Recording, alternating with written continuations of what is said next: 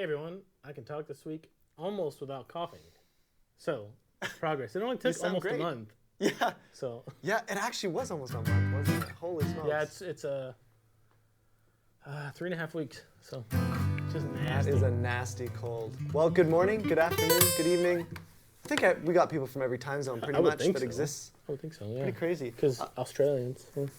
Yeah, right, Australians, yeah. So people from all over the world. One thing I'll just mention, just because of a technical thing, make sure you refresh your browser. I think chat was being a little bit funny, but it looks like everything's all working now. So if you refresh, you should be good to go. We're going to try something different today, right? That's why I'm giggling, yeah. Yeah. I had an idea on the way driving here just like an hour ago. I was like, well, I did a live stream yesterday on Facebook and Instagram, and some people were asking, how do you play this? Well, how do you play this? I was like, well, I don't know. Let me listen on YouTube or, Apple Music or whatever. So I'd listen to it and be like, oh, this is how you start to play it, go from here. So we're going to do the same thing today. I feel like this could end disastrously. This could end badly. Stay away from any, ultra prog metal. Or any hardcore jazz, because that's just not something you can be like, oh, here's how you play this riff or this chord progression or something like that. Exactly. But kind of what we were thinking is if you want to email, message, or just type in chat a song that you want us to we're going to listen to it right now. Yeah. It can be something totally new and stuff. Just make sure it's something that's learnable. And we're going to try and learn it and show you guys. Pretty much anything you'd hear on any FM radio station is fine. Yeah, I agree. Yeah. But not like I was saying before, someone's going to say Through the Fire and the Flames.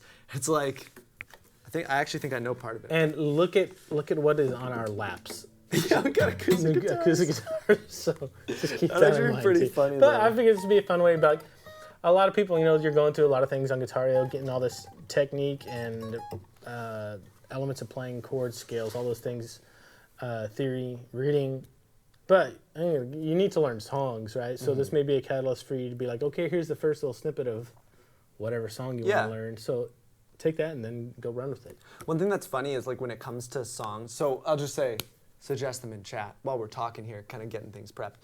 Suggest a song for us to show you. But one thing that's funny about songs is I've never learned a song all the way through. Did you ever go? Did you do much of that? I go through different seasons of that depending on what is happening in my life. If I'm doing a cover gig, then that is not the case. But that doesn't happen too often. Yeah. Or if I'm writing and recording with my wife, then those are the songs that I'm learning. But I've been doing a lot more fingerstyle solo arrangements lately. I've been doing that, and that's full songs, and it's really cool because it's not only building my repertoire, but it's sharpening my skills as far as fingerstyle and fretboard knowledge, which is this is what playing guitar is all about, is being able to use those things you work on, for daily practice routines and in real musical context. So yeah, that's right. Yeah, it's funny. I find there's just different camps of guitar players. Some people, their whole goal, even just with picking up a guitar, is I want to play these songs all the way through, beginning to end. Right? Some people, not so much. Yeah, my goal as a guitar player, for a long time, has just been to be able to improvise. Right. Very well. I know that. Consequently, that's helped me be able to figure out songs a lot quicker. Hugely. Yeah. Hugely. And the funny thing is, we did this a while ago, actually, in the drumming studio when we did it. But we were, what did we do? We took all these different jam tracks, basically, and we went about, how we go finding, the key of the song and then figuring it out from there. And that's obviously where we'll start with this, I'm sure, is figuring out the key of the song. And we have totally different methods, And you won't be able to hear it either because you can't do copyright stuff. Yeah. Right? We just have our headphones, so we're going to listen to the song on it and be like, oh, this is how you play this little part. And it won't be the whole song, but it'll just be either the beginning or the main little part. Yeah. Okay, well, we got a bunch in here already, so good. We can get started. Perfect. Now, one thing is you guys can feel free to send in normal questions, too. If you want, that's perfectly fine.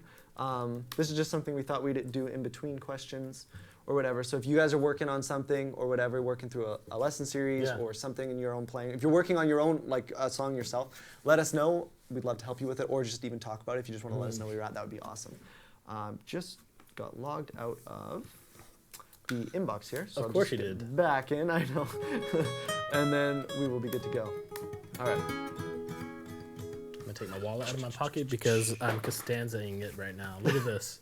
That's ridiculous. I moved away from the wallet thing, man. I need to. I've been, every time, the store Roots? Yeah. Every time I go in there, I'm I just need to buy, one of those little... is a little single, card holder thing? non-folio, just non-folding. Yeah. I don't want to do it on my phone just because I use my phone for so many videos and things right now, just being impedance, but like that would be ideal. But I think I want one of those little thin ones. Yeah, it is kind of like that age. I know a lot of people are even just ditching wallets and just using like Apple Pay or whatever those things are now. I know, I'm not ready. In Canada, the man it's is not close enough to me to be my friend yet. So. You got all your money in gold, right? No, silver.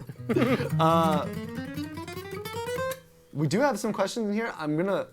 We'll take them in between. So okay, sure. Let me just double check. Okay, we got that one. Check one other. I'm trying to think of what else is going on. Okay, let's get started. Okay. The first song is from Beach Nut, and it's in 3/4 time. Cool. Don't Let Us Get Sick by Warren Zevon. Okay. So I'm gonna search through. Do you use Apple Music or what do you use? We'll just alternate. You can do the first one. Okay, I'll do the first one. That sounds good. Okay. What else? What can I tell you that's going on? I had a really great time in Toronto this past weekend with my wife. We had 2 gigs. Went really well. Lots of fun. And like, we haven't been doing the acoustic duo for very long. I was playing bass with her before, but now that we've been doing it for a while, some of the arrangements of the songs are really starting to come together. You know, I don't know if you ever play live and it's just that feeling you get, okay, like this is why I play guitar. For, you know, feelings like this when I'm making music with someone. Had a couple of those, which is really nice. So.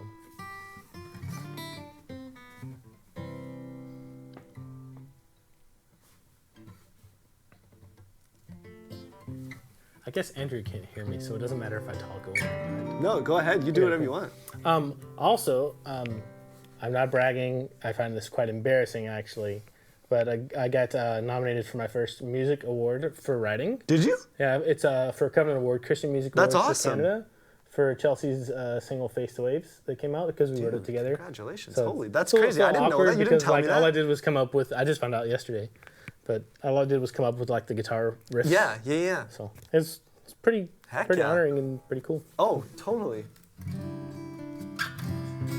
And I don't consider myself a writer of music either. I consider myself a guitar player who can make like people who've written songs help make them a little bit better. So let that be encouraging to you if you have ambitions for writing. This might be one that you're better at, Nate. This is just like very fingerstyle acoustic. Oh, okay. Well, let's see. Let's take a look at it. What's the name of it? Don't Let Us Get Sick by Warren Zevon. Okay. The first thing that I do right away is just find the key, which it sounded like it was in an open key, which usually implies like it's going to be in G or C or capo G and C. So, I know this guy. It's like.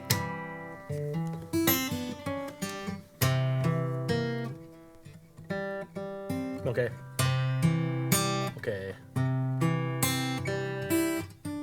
Okay, so skips it. That's the first thing I heard. Okay, then it moves to an F. It's like a different, yeah. Okay. Okay, so that's the second one.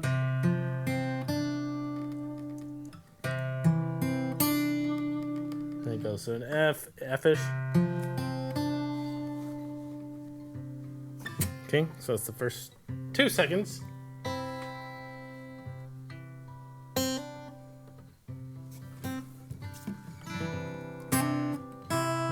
He's either got a capo going on or he's got some kind of alter tuning. He goes. Yeah. He's into an A minor. Right.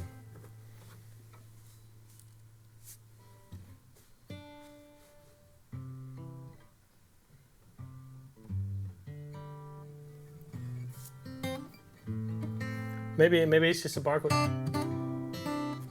Yeah.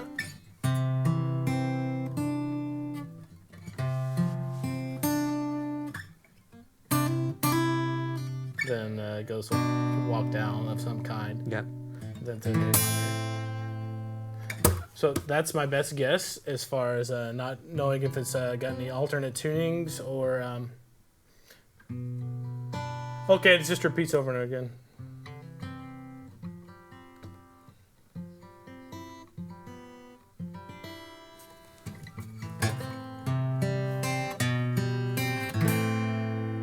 Okay. Mm-hmm. So when he actually starts saying.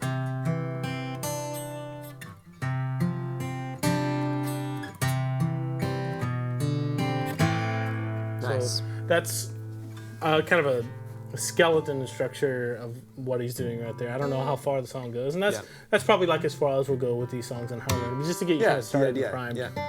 But like obviously, Andrew said, okay, it's probably in C.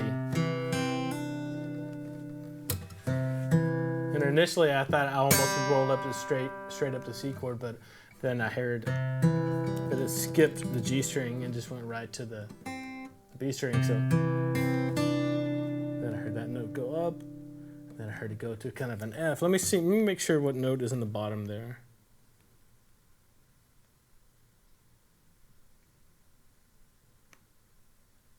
Yeah, it keeps the C on the bottom, then moves to kind of an F chord, and that's a weird shape. You're gonna find a lot of times with fingerstyle stuff, you have to kind of manipulate things.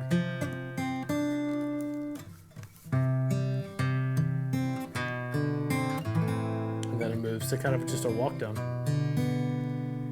an A minor. So that'll get you started with that one. And I forgot where I was.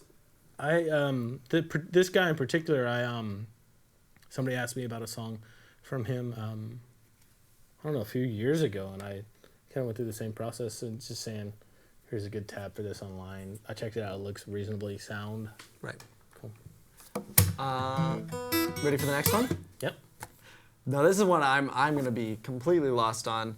Fox on the Run, which is a bluegrass tune. Okay.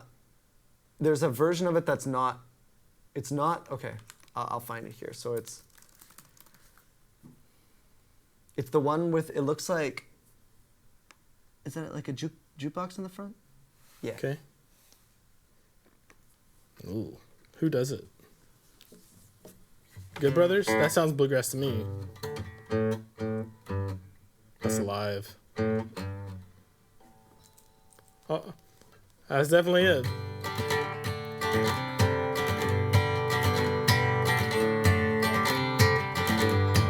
You get it. That's what it sounds like, right?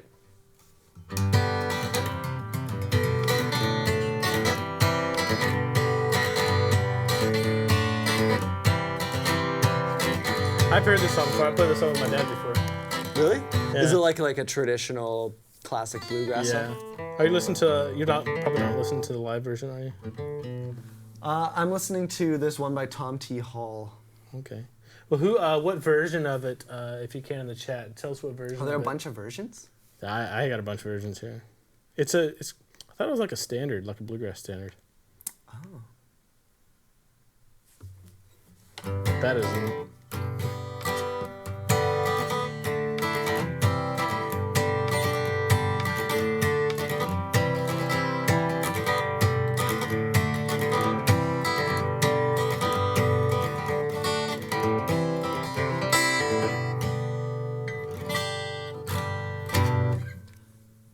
I think that's Country Gentleman. I bet that's bluegrass. Sounds bluegrass. Oh yeah, this is super traditional. Okay, it's an A. It's definitely capoed. Okay, are you an A? Mm-mm.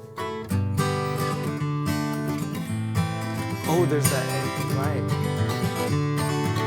Okay, so the thing here is, depending on which version you're going to be playing or who's doing it, you're probably going to need a capo. Because both versions I came across, they were like the bluegrass. Mine was in G major. Mine was in G major. Yeah, I didn't even come across that one. Yeah. So the ones I came across were in B and like A or something. Okay. So, but it sounds like it should be played in G to me for bluegrass. So yeah, right. If I was playing in B, my capo would be on fret 4, and then I'll just play G shapes. But I'm going to pretend like it's in G. So first thing you need to get is a regular bluegrass strumming pattern down, which is just that.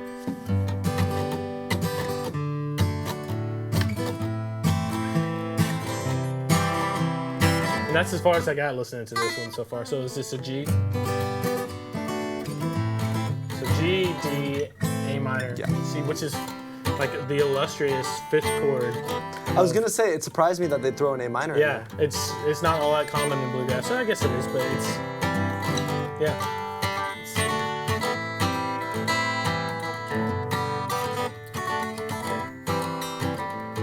So weird.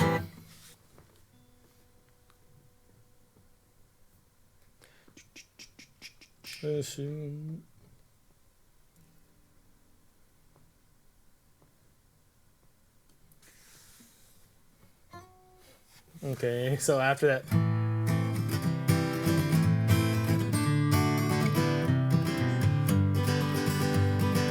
So G, D, A minor, C, A minor, D, then C, and then you have a walk down.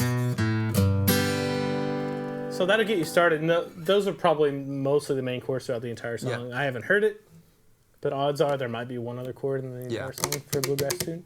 And those changes are coming pretty fast, so start all slow.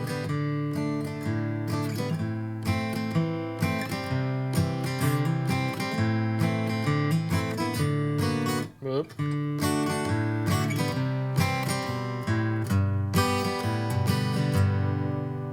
And then you just, like, I'm sure that most of the tabs for this are probably right, or the chord charts are right online because it's pretty simple chords. Yeah. And just follow that, pull up a chord chart for that, and just follow that strumming pattern. Bass note, down up.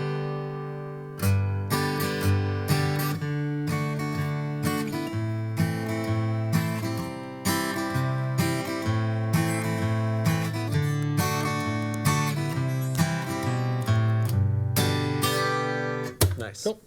The next one is quite the challenge. Oh dear. It's a song called Raging by Kygo. And it's a very intricate acoustic part. Oh, well, ooh. Just from my... Nasty. Okay, Raging. Okay, hear this.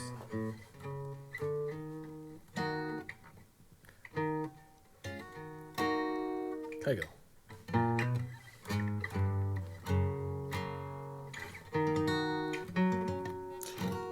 And it's definitely in a... I assume it's drop. Those are the chords.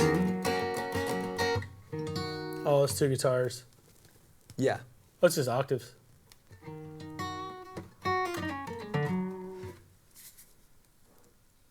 That's cool. I like this. I think this is like Kygo does like dance music.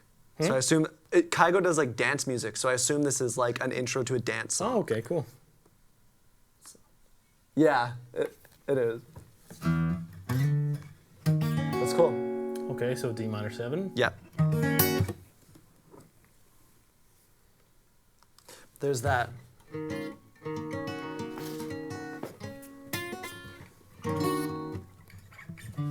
There's definitely like, yeah. E flat minor 7. Yeah, yeah. And then it goes to the...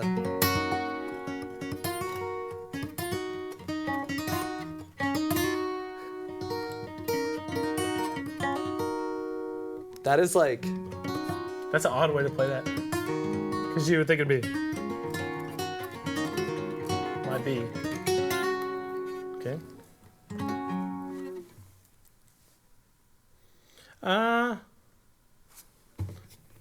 That sounds... I wonder if it's like... I wonder if it's capo. I was going to say, if he's capo, then you're doing it like... It's probably capo, that's what I think. Because I hear open strings. There's a lot of open strings, yeah. Something like that. Yeah. That's way easier to hit that. It's probably a guitar capoed like here and doing that, and then maybe a guitar tuned a half step down, playing it like... Or it could be capo 1. Oh, I see what you're saying. Yeah. That's a crazy one though. I'm gonna have to listen to that song all the way through. It's actually a pretty cool part. Let's see.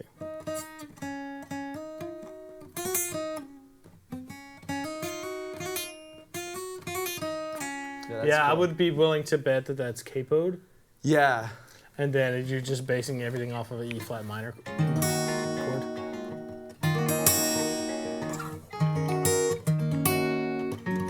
My question is that a lower seventh or is there another root there? Like in the very beginning, because that'll kind of tell you what shape he's using for this. It might not be at all. There's definitely like a low E flat in there too. Yeah. So there's a guitar that's just down to a half step, yeah. If you guys know these songs, it's very interesting. If you can listen along. Cool. I've never heard that song before, but I'd definitely check it out. Yeah, I'm gonna check that one out too. It's pretty cool. I think if you did it, I think the capo would make all the difference. Yeah. It sounds like it to me. I would probably capo 6 and then do it like as if I was playing like in A minor. Yeah. Somewhere in there. Anyways, don't want to stick on that too long. Let's jump over to some of the questions in the inbox. And stuff like that. I don't want to say it sounds more complicated than it is, but it does, because as soon as you get a basic idea for what he's doing, I'm gonna do it in D minor. Sure. Or something like that. Yeah. It gets a lot easier. It's just memorizing some basic moves, and then the stuff like that is really repetitive, it sounds like. Yeah, it does sound like it.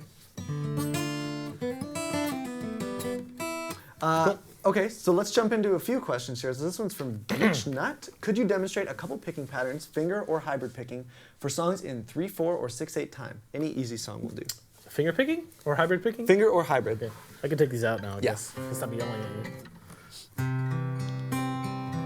Okay, did you say 3/4, 6/8, or both? Both. Either. Okay. Or neither. For hybrid, I think it's really easy. Well, it depends if you use your pinky or not. To do just a roll up and a roll down. Because there's 6/8 notes there. Okay. 1, 2, 3, 4, 5, 6.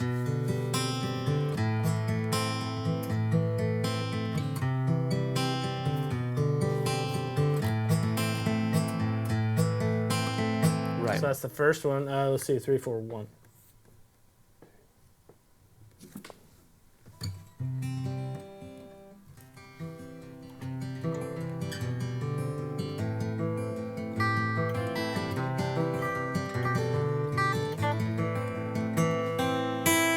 So that one is just, it's the same idea, 1, 2, 3, 4, 5, 6. Right. Because I'm just hitting, if you're doing a 3/4 time, you're doing 8 notes. And the way to start with this would just start with your index finger and your thumb. 1, 2, 3, 1, 2, 3, 1, 2, and 3, and 1, and 2, and 3, and. Okay, that's like level 1. Level 2 would be to do your thumb and middle finger, just to build the coordination. And then my thumb's staying on the same bass note. And then next level, level 3, would be to alternate index finger and middle finger. 2, 3, 1, 2, 3, 1, 2, 3, 1, 2, 3. Okay. And next level would be to alternate your thumb from bass notes. Right. But when you do this pattern like this, 1, 2, 3, that's the whole pattern. So you have, and then you start over. So you have, like in this case, it'd be 5, 4, 5, and then start over again. 5, 4, 5, 5, 4, 5. And that's just kind of cool because it gives you kind of that waltz feel even more so.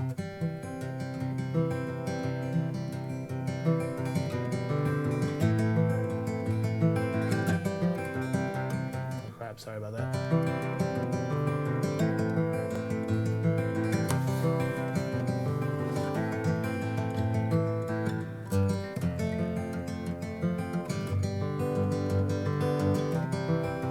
So really, when you're doing 3/4 or anything like that, it's just about thinking about what sound you want to hear, and then thinking about the numbers. Like, okay, you're gonna either have 3s, usually some multiple of 3s or 3s or 6s. That you need to base your pattern on. And then from there, it's just a matter of putting your fingers where you want, like the top notes, and then getting control to be able to alternate where you want your bass. 1, 2, 3, 4, 5, 6. 1, 2, 3, 4, 5, 6. So there's a different one, but it's the same principle.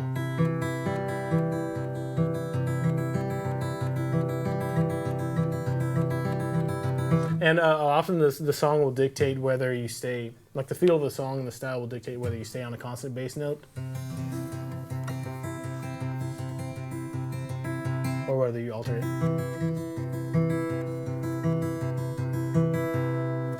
Because sometimes if I'm doing something that's really poppy and really modern sounding, alternating bass notes won't sound right. It'll sound too folky. Yeah.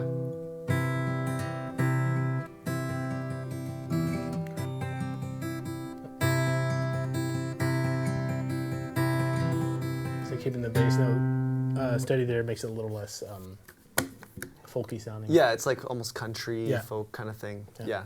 That's funny. I never learned a single finger picking pattern, and I've always just faked it my whole time. And I like learned like that little trick, or kind of developed this thing where I'd like flick. So I'd like pick and flick, but like I can't do a pattern. So if I were to like roll, that's like very hard for me to come back down. So when that sounds good though.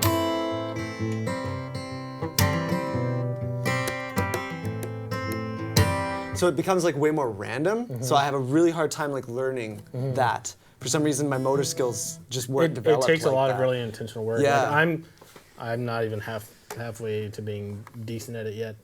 But like over the last year, it's gotten a lot better because I've been more intentional about the finger style specifically. Yeah. It's noticeable for sure.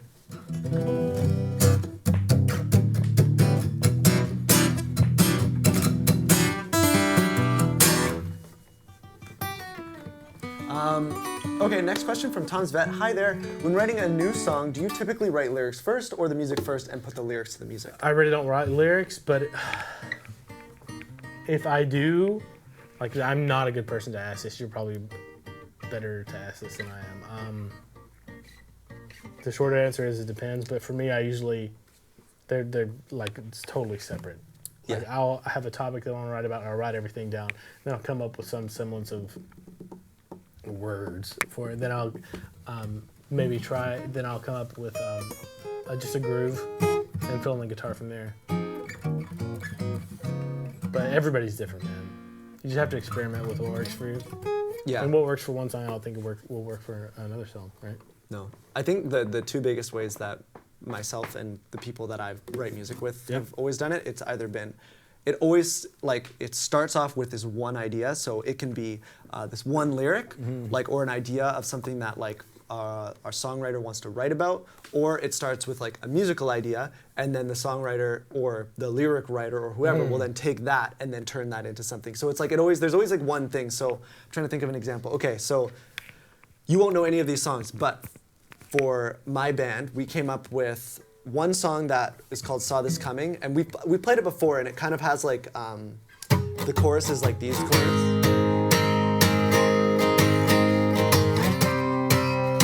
So it's not very exciting. It does this.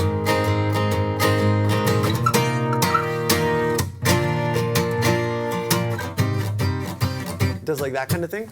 That is an example of our singer was in the car driving, and he like came up with this lyric idea, and then he recorded it, sent it to us, and then I sat down and I figured out what chords would fit underneath it, and then it was like, then he came, we had the chords, he sang that part over the chords, we made like a small adjustment, and then the rest was all written after the fact. So there was no musical idea first, it was like a lyric idea, whereas another song that we've been working on, which I think I played that lick for you, which is like,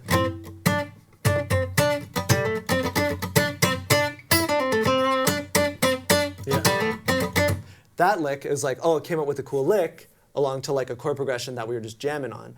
And then we wrote the song around that. So it's like two opposite ends you can kind of come to, and both ended up, the songs are actually somewhat similar, but they both ended up becoming songs. So it just kind of depends where the idea originates. Yeah.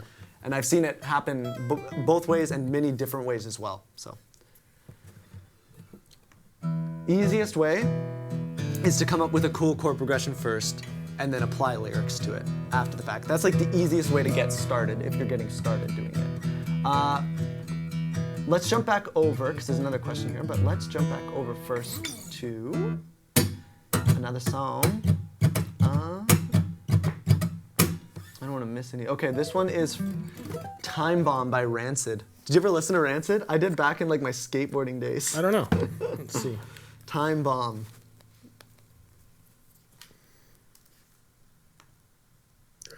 Okay.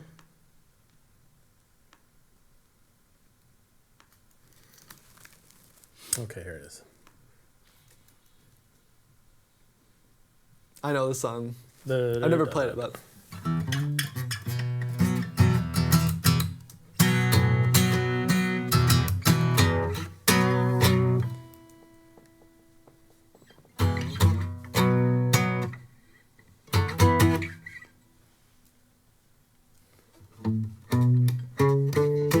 I want to play the bass riff.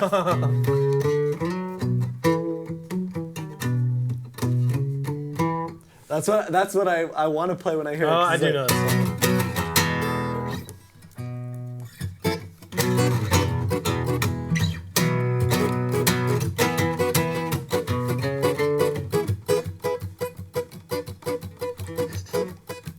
That's so good. Man, those days of like listening to that brings me back to like being in like grade 8. And I was listening to music I wasn't allowed to listen to. Like, I gotta hide this contraband. And skateboarding, yeah. Oh man, that's so funny.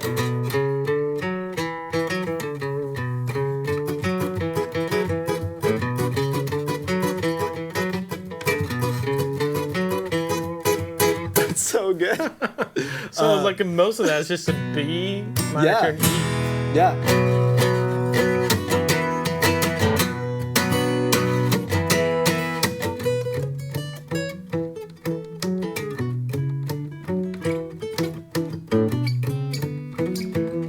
That's cool. Man, those like simple songs were like so good back in the day. I mean, they still hold up now. Okay, let's go to the next one. Oh, this is a good one. I've actually never learned this song, but "The Sounds of Silence" by Simon and Garfunkel. Oh, cool. Yeah. Do you know like the proper version? I don't know it, but I've heard it lots. Get the Disturbed version right away. Do you know that one? I've never heard the Disturbed version. It's good. But I wouldn't mind listening. Yeah. Okay, here you go. So first thing I listen for is a key. Okay. Oh, great. E flat.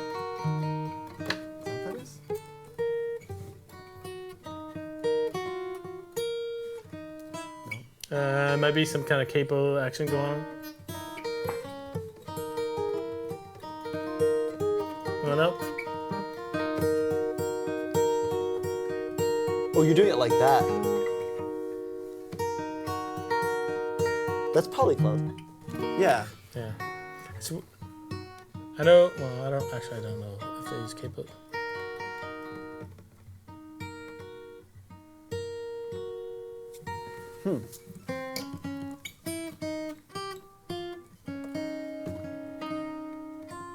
It would be there, right?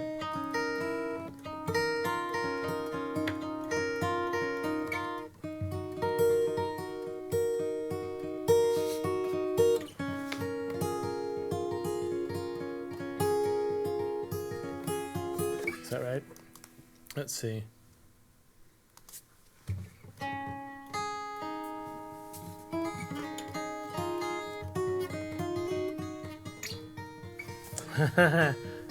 There's a.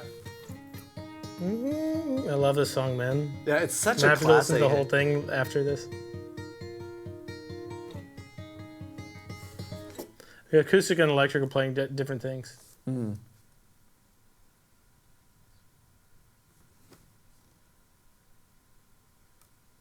It's hard to hear. The vocals are so loud. Yeah. The second one, the acoustic goes to like a double note. Right.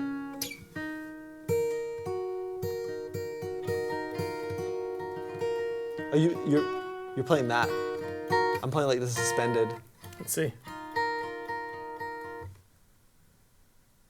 You're right. That's what it is.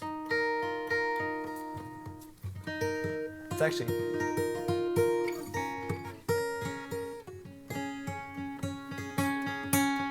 Ah. That's what makes me think that there's a capo going on, and I will see somebody playing that live. Especially not Paul Simon. No. Wasn't he he was a wee fella, right? He was a little wee fella. Yeah.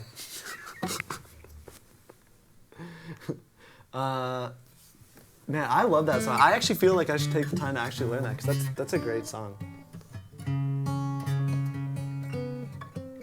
Yeah, that's. Oh, look at this. Oh, is that what it's playing? Maybe.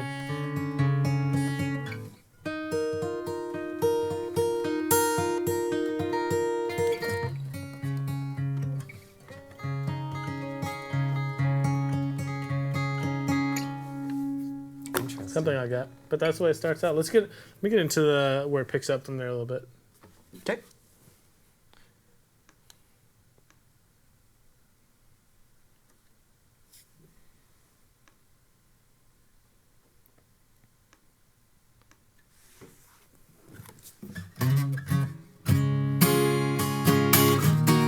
So it'd be like a 6 chord if you're thinking about a major key, and then a 5 chord. So E flat, minor, and then B flat major.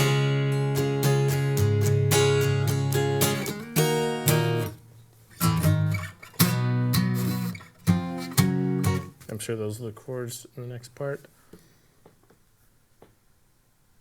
Yeah.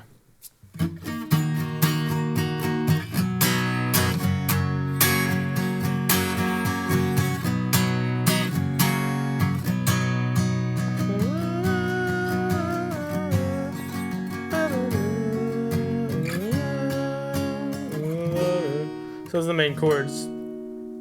I would be surprised if this wasn't not alternate tuning, like down tuned or capoed. For the main chords, you can think about it being an F sharp major. Lovely key. Yeah. 6 sharps. So just for what that's worth, yeah, maybe get online and just see if there's any specifications on if there's an alternate tuning or a capo use. I bet it's capo too, or something like that. Okay, we've got one more question, and we'll do one more song. So we'll do the one song, and then we'll do one more question to round it out. I love Paul Simon's writing, man. Yeah. He's so good. He's like one of the legends of the planet. He did a lot of like more experimental stuff with like South African music and stuff, right? I haven't heard any of his newer stuff. Okay. I'm talking about a classic Simon and Garfunkel, like Scarborough Fair, things like that. Okay, so here's one. Chelsea Morning by Joni Mitchell. Okay, Chelsea Joni. Chelsea Morning by Joni Mitchell.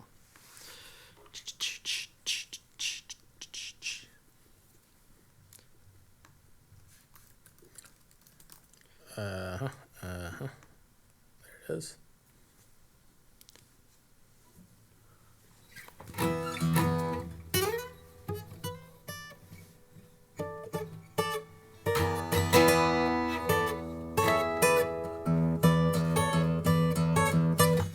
Initial thoughts.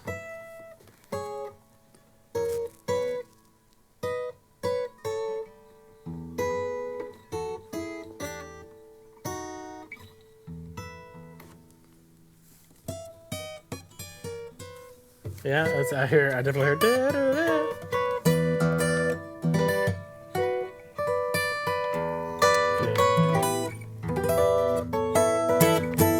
There's like one. That's what it is, right? Yeah. I think there's There's like a bum note in there, right? No. Yeah.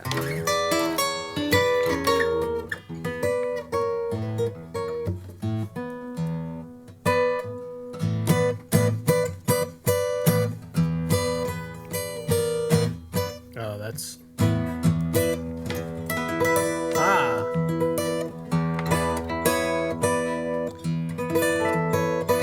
Oh, you barring on the 9th? I am. That surprised me.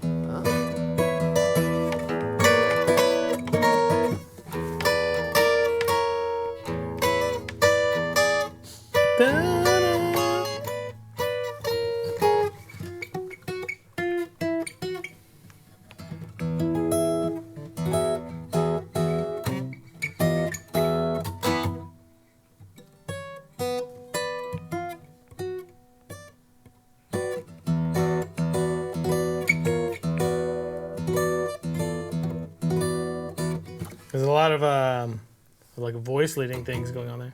Yeah.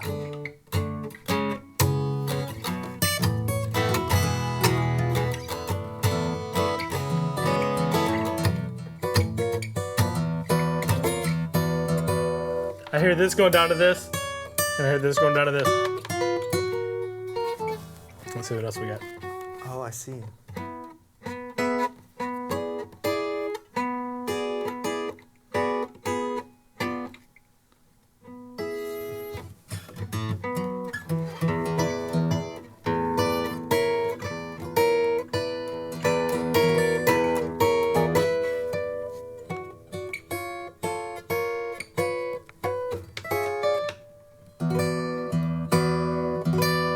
I'm not sure if this note is in there or not. Do you hear that note in there? Which note? I was not hearing that note. Might though.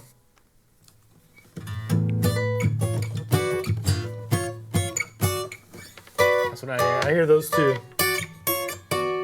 Yeah, I think you might be right.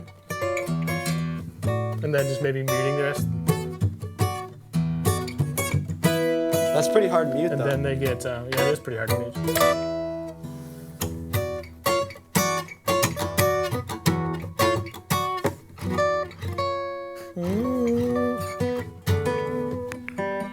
Ah, it's got an open B string in there. Oh, the open D? B. B, okay. It makes it easier. Let's see if it stays in there from the chord. I see. Yeah, it's in there the whole time. That sounds...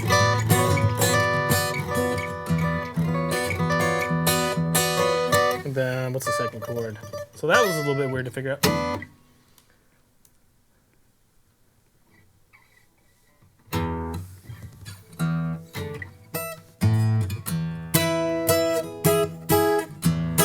Maybe something like that. I know that note's on the top.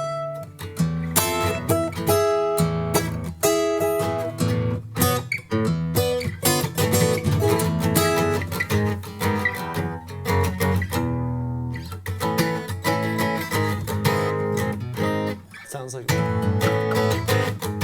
Yeah.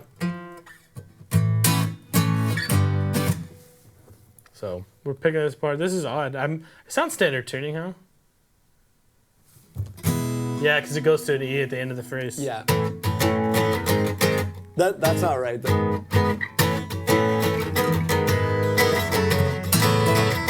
There you go. That's what it's doing. Oh. Was that minor? Minor, yeah. Cool.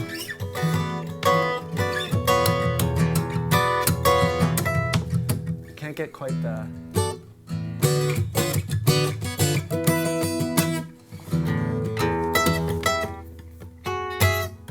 What's that other when she goes up to that? Oh, I just played it. All the way. Yeah. Oh, okay, interesting. So all that is a G. But you put it into where it would be. And yeah. you're playing. Yeah. Yeah. Interesting.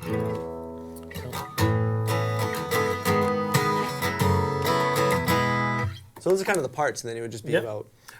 Like a big part of this is being able, like, to isolate individual strings. Yeah. Like I heard, and then I heard. What is it? Maybe it's.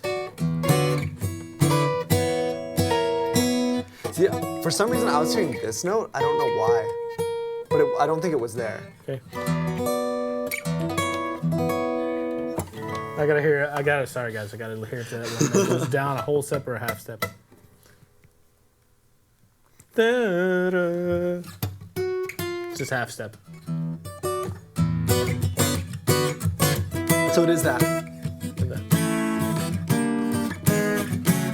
I didn't even listen to that part. I just heard Andrew play it. So yeah, that's a kind of deceptively easy sounding tone. So. Yeah. It's interesting. A lot of like non-diatonic stuff happening. It's kind of bluesy. Got a lot of flat seven stuff. Yeah. I love doing that. Hey, like when you're in the key of like E major. playing like that flat 7, the D. Sounds so cool.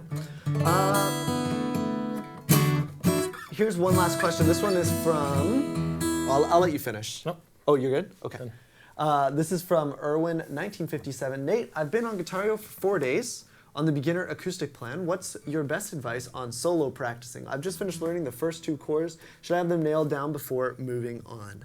I would say you don't need to have them like nailed down before moving on necessarily, because I don't want you to get bored, but they should be part of your daily practice routine until you can get them down, if that makes sense. So you can keep progressing on the lesson plan you're on, but like if let's say you have 30 minutes a day to practice, you should be devoting 10 or 15 minutes a day to working on getting those chord shapes down and changing between them, in addition to learning new things and working on new stuff.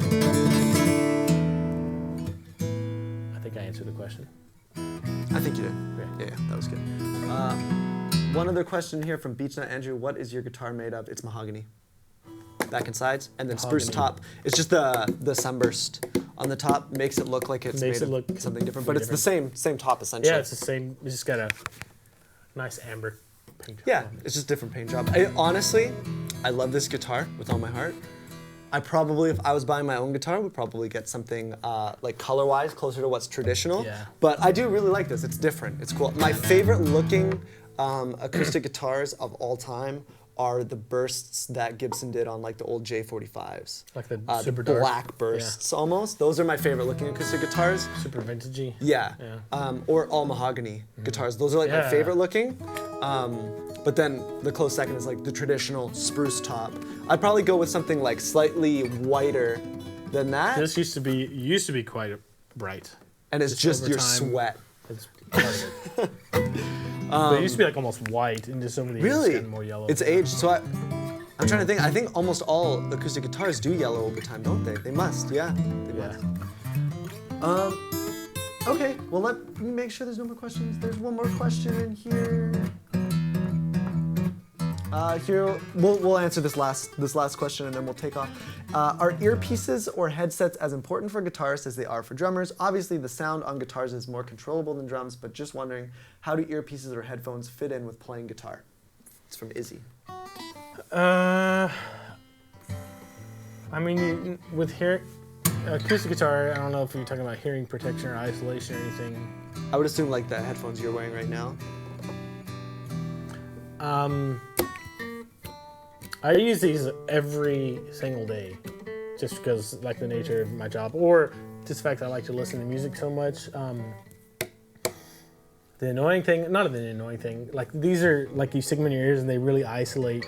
You can't hear hardly anything else outside of what you're doing, so I always have to have one kind of partially out if I'm playing acoustic, so I can hear it, especially if I have music blaring through it, right? But if it's electric, all the way in, isolate it, and then you can put your music through here, and then put your electric guitar through here too. If you have some kind of, I don't know, modeling amplifier with a headphone jack or like audio interface.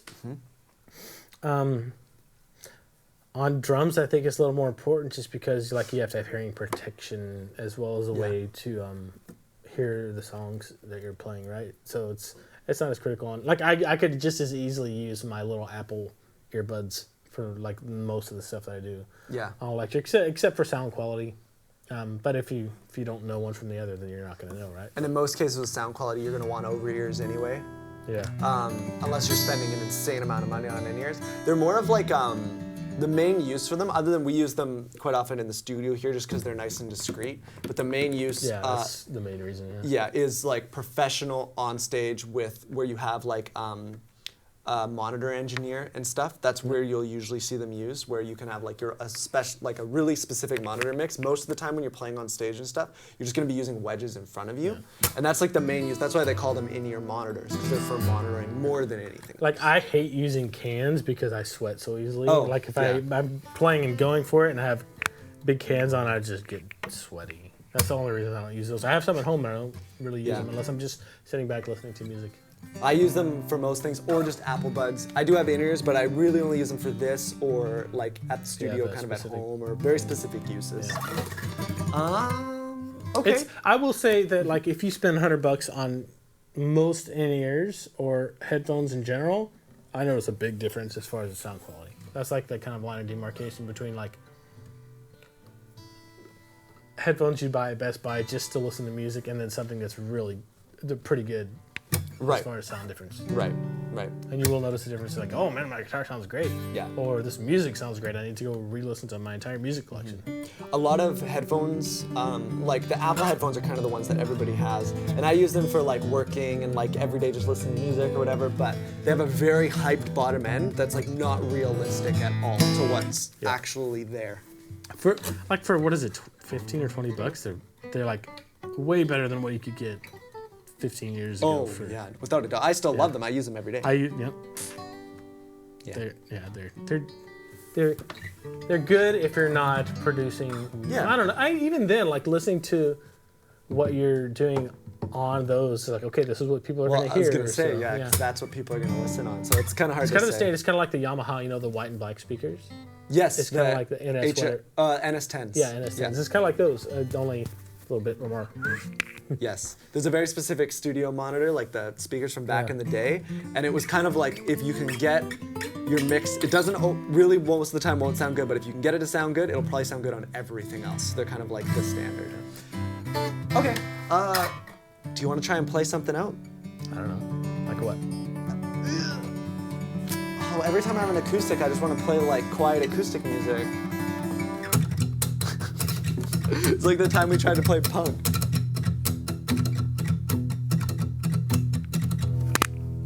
I need a pick for that. Yeah, you definitely need a pick for that. That's okay, we won't do that to you guys.